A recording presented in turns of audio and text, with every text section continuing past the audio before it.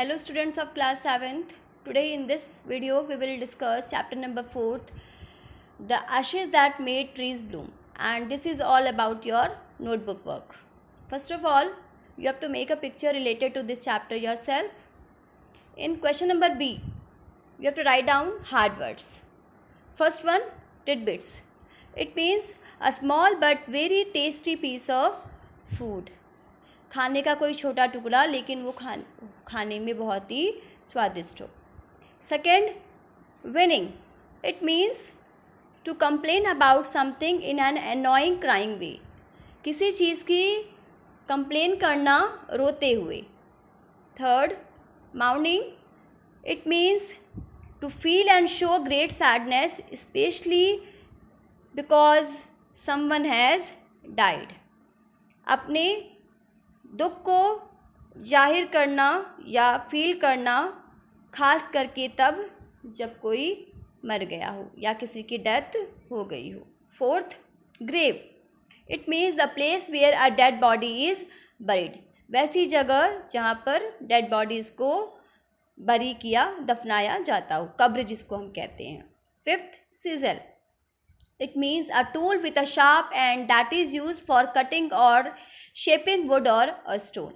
एक ऐसी औजार जो बहुत ही पैना हो, बहुत ही शार्प हो और वो किसी वुड को या स्टोन को कट करने में काम आती हो. Sixth, envious. It means wanting something that somebody else has. जो कोई चीज़ अगर दूसरे के पास है, अगर उसको कोई और भी चाहता है तो उसको हम एनवियस कहते हैं. Seventh, foul. It means that smells और टेस्ट्स डिस्गस्टिंग. मीन्स बहुत ही बदबूदार या खाने में बहुत ही बेस्वाद हो. Eighth, furious. Means very angry, बहुत ही गुस्से में होना. Ninth, gleamed. It means shone, चमका. Tenth, dragged. It means to pull somebody or something along with difficulty. It means घसीटना. Now question number C, word meanings. First of all, you have to write down dumb. Not able to speak. जो बोल ना सके. Second, winning. We have discussed about it earlier also. Third, smothered. To cover something, someone with too much something. किसी चीज़ को बहुत ज़्यादा ढक लेना. Fourth, mound. We have discussed about it earlier. Fifth, envious. This also has been discussed. Now, D, make sentences. Here are some words with which you have to make sentences. First, creature. It means small living things such as an animal, bird or an insect. जीव जंतु. Second, scratching. It means खरोंचना. Third, treasure. It means खजाना. Fourth, mortar. Means bowl, कटोरा, बहुत ही मजबूत कटोरा. Fifth, pounding. Means किसी चीज़ को बार बार पीटना या कूटना. Now question number E, synonyms. First, foul. बहुत ही बदबूदार या गंदा. It's synonym is dirty, repulsive. Second, wicked. बहुत ही बदमाश. It's synonym mischievous, sinful. Third, scolded. डांटा and it's synonym is rebuked. Fourth, dignity. It's means मर्यादा and it's synonym is nobility. Fifth, antonyms. F, antonyms. First one, withered, मुरझा गया. Bloomed, खिल गया and flourished also. Second, covetous. Means लालची, satisfied, जो संतुष्ट हो. थर्ड, स्कैटर्ड, बिखरा हुआ. असेंबल्ड, एकत्रित या एक जगह जमा किया हुआ. फोर्थ, डिलाइटेड, बहुत खुश हुआ. डिसमेड, बहुत दुखी हुआ. Now let us discuss question answers. First one, why did the neighbours kill the dog. पड़ोसियों ने डॉग को क्यों मार दिया.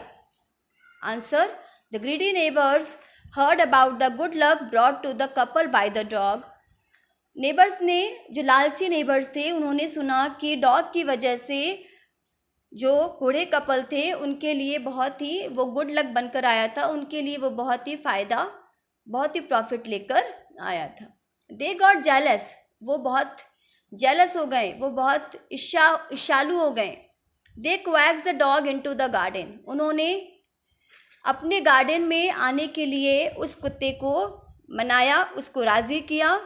In the hope that he would find a buried treasure for them, इस उम्मीद में कि वो उनके लिए भी एक खजाना ढूंढ कर देगा। The dog scratched and pod the ground under a pine tree, और डॉग ने एक पाइन ट्री के नीचे अपने पैरों से एक छोटे से गड्ढे को खोदा। Immediately they started digging the ground but in when, और ये देखकर उस कपल ने जल्दी जल्दी उस ग्राउंड को डिग करना शुरू किया, मगर उनको कुछ भी नहीं मिला। There they found nothing but a dead kitten, so they became furious at the dog, और वहाँ पर उनको कुछ नहीं मिला बल्कि एक मरी हुई बिल्ली मिली, और जिसकी वजह से वो बहुत ही गुस्से में आ गए।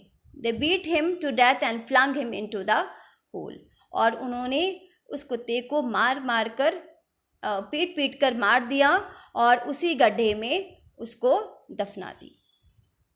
Now working with the text, first question, the old farmer is a kind person, what evidences his kindness do you find in the first two paragraphs? First इस क्वेश्चन में आपको पूछा जा रहा है कि ओल्ड फार्मर जो था वो बहुत ही काइंड पर्सन था, तो आपको किस चीज़ से ऐसा पता चलता है कि वो बहुत ही दयालु था? Answer, the old farmer was a kind person, old farmer जो था वो बहुत ही काइंड पर्सन था। He and his wife love their pet dog as their child, वो फार्मर और उसकी वाइफ दोनों ही उस पेट डॉग को अपने बच्चे की जैसे ट्रीट करते थे।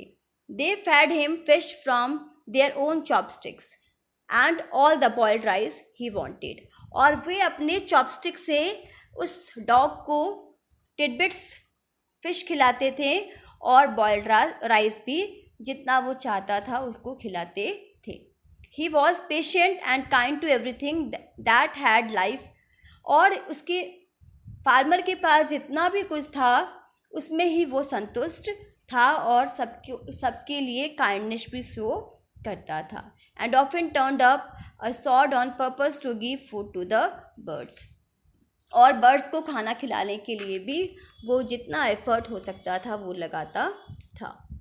Now second, what did the dog do to lead the farmer to the hidden gold? Dog ने फार्मर को हिडन गोल्ड दिखाने के लिए क्या किया? The dog came running to the farmer and kept on whining and running to and fro till the farmer followed him. Dog जो farmer की तरफ दौड़ता हुआ आया और उसके आगे पीछे घूमता रहा जब तक डॉग उसका पीछा नहीं करने लगा। The dog began scratching in the earth, और उसके बाद डॉग ने अर्थ को खोदना शुरू किया। Thinking it was possibly a buried bone or fish, the farmer stuck his hoe in the earth and found the hidden gold. ये सोचकर कि जहाँ पर वो डॉग स्क्रैच कर रहा था वहाँ कोई बोन होगा या फिश होगी, फार्मर ने अपने हो से, अपने टूल से अर्थ को खोदना शुरू किया और उसे क्या मिला? कुछ सोने के सिक्के मिले। In this way, the dog led the farmer to the hidden gold. इस तरीके से डॉग ने फार्मर को की हेल्प की सोना ढूंढने में। Third, how did the spirit of the dog help the farmer first? Dog की जो आत्मा थी उसने फार्मर को कैसे हेल्प किया? Answer, after the dogs death the dog kept helping the farmer, और डॉग की डेथ के बाद डॉग जो था वो फार्मर की हेल्प करता रहता। The spirit of the dog asked the farmer in his dream to cut down the pine tree over his grave and make a mortar for rice pastry and a mill for bean sauce. और जो dog की आत्मा थी वो farmer के सपने में आई और उसने कहा कि तुम पाइन ट्री को कट करके उसकी कब्र पर डाल दे और उस पाइन ट्री से एक बाउल, एक कटोरा बनाए ताकि वो उसमें राइस पेस्ट्री बना सके और बीन सॉस बना सके। Second question, how did it help him next? और ये करने से फार्मर को क्या हेल्प हुई? Second, the spirit of the dog informed the farmer in his dream that his wicked neighbors had burned the handmill. जो डॉग की आत्मा थी वो फार्मर को उसने बताया कि जो लालची पड़ोसी थे उन्होंने उसके हैंड मिल को बर्न कर दिया था। He advised him to take the ashes of the meal and sprinkle them on the withered trees so they would bloom again. और आत्मा ने क्या सलाह दी कि तुम जो मील के बची हुई राख है उसको जाकर सूखे हुए मुरझाए हुए पेड़ों पर छिड़क दो और वो खिल जाएंगे। Now page number 64, fourth question, why did the daimyo reward the farmer but punish his neighbour for the same act? जो डायमो थे, जो वेल्दी लैंडलॉर्ड्स थे जापान में 19th सेंचुरी में, उसने फार्मर को तो रिवॉर्ड दिया और उसी काम के लिए नेबर्स को पनिश क्यों किया? Answer, the farmer had the magical ashes. The farmer के पास कुछ जादुई राख थी. He made the old wither cherry tree blossom once again by sprinkling the ashes. Farmer ने क्या किया था, जो मुरझाए हुए चेरी ट्री थी उसको वापस ब्लूम कर दिया था, वापस खिला दिया था. कैसे? ऐश जो राख थी उसको उस मुरझाए हुए ट्री पर छिड़क दिया था. So the daimyo rewarded the farmer for this. इसलिए डायमो ने फार्मर को रिवॉर्ड दिया. When his greedy neighbor heard about it, he took the ashes, and when Daimo was passing on the highway, he threw a handful of ashes over the tree.